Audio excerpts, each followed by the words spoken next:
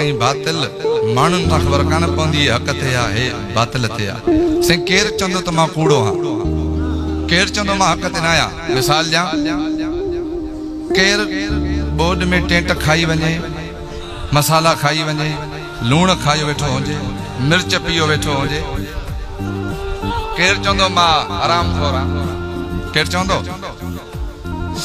इमाम तुझे हक़ ऐं बातिल माण्हुनि सां न, पोइ कीअं पवंदी ख़बर? इमाम तुझे हक़ जी पहचान थींदी त हक़ कंहिं थो वञे, माण्हू न, इहो हक़ कंहिंजे पोयां थो वञे।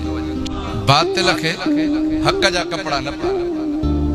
मुर्शिद अली जो ॿियो कौल आहे, लो अन्नल हक़, जेकॾहिं हक़ न बातिल खां अलॻि थी पवे, लैन क़तअत लिसानुल मुआनिदीन, त मुनाफ़िक़ खे कॾहिं ॻाल्हाइण जो मौक़ो ई न मिले।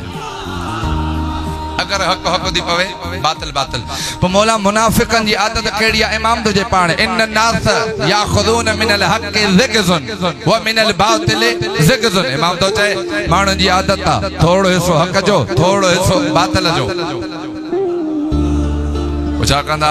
बातिल खे हक़ में बीहारींदा, ईअं ख़बर न पवंदी त हक़ कहिड़ो आहे, बातिल कहिड़ो आहे। मिसाल जा त ॻाल्हि आसान थिए, 200 रुपया किलो हले पियो थो खीर, जेकॾहिं कंहिं किथां एडवांस पैसा वठी छॾिया महीने जा पहिरियों ई, हिकु ॾींहुं ॾिनो ई ॾूं 3 पाव,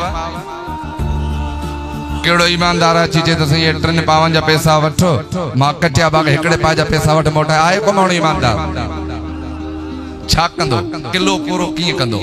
3 पाव खीर, 1 पाव पाणी, 3 पाव हक़, 1 पाव बातिल। पानी बातिल में कोने, पर तो जेके डोकड़ वता न हक़ जा। पो इमाम तुझे फहुनाउलका यस्तवल्ला शैतान, अगर कोई माण्हू बातिल हुजे, बुध जो, अगर कोई माण्हू बातिल हुजे पर जेकॾहिं कपड़ा हक़ जा पाए बीहे, छा थींदो? या पूरो जो पूरो थी वेंदो शैतान, या कुल्ला इन जा हूंदा चढ़ी पवंदो शैतान।